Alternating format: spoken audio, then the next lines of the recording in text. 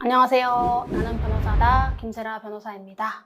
제가 이제 대리 제도에 관해서 예전에 촬영했던 영상이 몇 개 있는데 못한 게 하나 있었어요. 그게 이제 무권 대리라는 거거든요. 그래서 오늘은 그 무권 대리에 관해서 실제 사례에서 좀 문제가 많이 되는 주요 쟁점 위주로 설명을 해보겠습니다. 무권 대리라는 거는 대리권 없는 대리인이 대리 행위의 형식을 취해서 거래 상대방과 법률 행위를 하였는데 그것이 표현 대리에도 해당하지 않아서 결국 해당 대리 행위의 효력을 본인에게 미치게 할 수 없는 그러한 법률 관계를 통칭해서 무권 대리라고 불러요. 그래서 무권 대리는 이제 대리인이 대리권 없이 법률 행위를 한 것이기 때문에 본인에게 그 법률 행위의 효력이 미치지 않는 것이 원칙입니다. 그런데 중요한 게 뭐냐면 본인이 나중에 그냥 내가 이거 책임질게, 내가 인정을 할게 라고 할 수 있어요. 그걸 우리가 어려운 말로 추인권이라고 하는데, 그래서 원칙적으로는 무효이지만 본인이 추인을 해버리면 소급해서 유효가 돼서 해당 대리행위의 법률 효과가 본인에게 미치게 되는 법률 관계를 형성한다. 이게 큰 틀이에요. 그래서 실제 사례에서는 이걸 과연 본인이 추인을 한 거야 안 한 거야, 이 해석에 따라서 전혀 다른 거죠. 그러니까 완전히 원칙으로 돌아가면 거래 상대방은 본인한테 계약 책임 물을 수 없는데, 본인 추인했다라고 인정이 돼버리면 거래 상대방은 본인한테 계약 책임 물을 수 있다는 결과가 되는 거죠. 그래서 이 무권 대리의 법률 관계는 유동적 무효라고 설명을 하고, 실제 사례에서는 추인을 한 것을 볼 수 있느냐 없느냐가 아주 쟁점이 되는 경우가 많고, 특히 묵시적 추인. 그러니까 우리가 명시적으로 막 서류를 써줬다거나 추인한다라고 써줬으면 되는데, 무슨 거동이나 어떤 정황 이런 걸 가지고 이 정도면 묵시적으로 추인한 거 아니야? 이렇게 봐야 되는 거 아니야? 그런 논점이 나오는 경우가 많아요. 자, 그래서 무권대리, 유동적 무효인 무권대리의 법률 관계에 있어서 본인의 추인권이라는 것은 무권대리 행위가 있었음을 잘 알고 그 효력을 본인에게 기속시키겠다는 본인의 단독적 의사표시예요.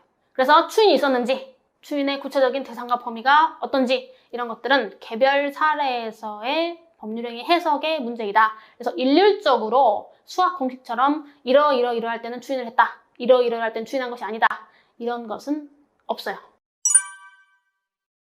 추인권을 행사할 수 있는 사람은 당연히 본인이겠죠. 본인 또는 본인의 포괄 승계인, 예를 들어 상속인 같은 경우, 그다음에 본인이 미성년자이거나 하면은 그 법정대리인도 추인권자가 될 수 있고, 추인의 의사표시의 상대방은 거래 상대방이어도 되고 무권 대리인이어도 돼요. 다만 무권 대리인에게 추인의 의사표시를 한 경우에는 거래 상대방이 본인이 무권 대리인에게 추인의 의사표시를 했다는 사실을 아는 경우에만 그 효력이 있습니다. 또한 대법원 판례는 법률행위 전부를 추인해야 되는 거지 그중 일부만 콕 집어서 나 이것만 인정하겠다, 아니면 무권 대리인이 거래 상대방과 행한 법률행위 내용을 변경해서 이거를 이렇게 하면 내가 인정을 하겠다, 이런 형태의 추인은 인정할 수 없다는 것이 일반적인 판례 입장이에요.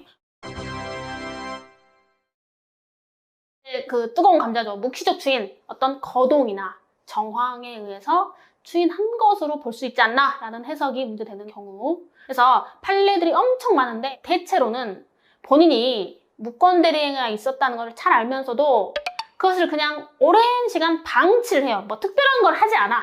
그러한 사실만으로는 묵시적 추인으로 볼 수 없다는 것이 일반적인 판례 입장이에요. 물론 일률적인 건 아닙니다. 100% 그렇다 이렇게는 아니지만 대체로 판례들이 그런 관점이에요. 추인을 해버리면 본인이 그 무권 대리인이 행한 모든 걸 다 책임져야 돼. 본인한테 불이익이 될 수 있잖아요.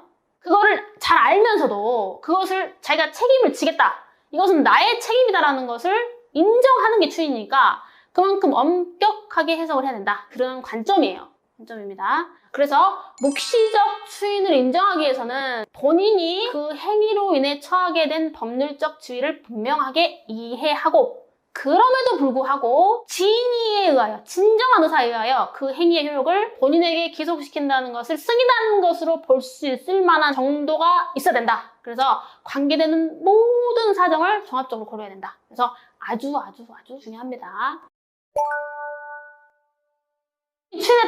추인했으면은 당연히 아까 말씀드렸듯이 무권 대리인이 무권 대리로서 행한 그 행위의 법률 효과가 100% 본인한테 기속이 됩니다. 그리고 이 무권 대리의 추인에 의한 법률 효과는 소급해요.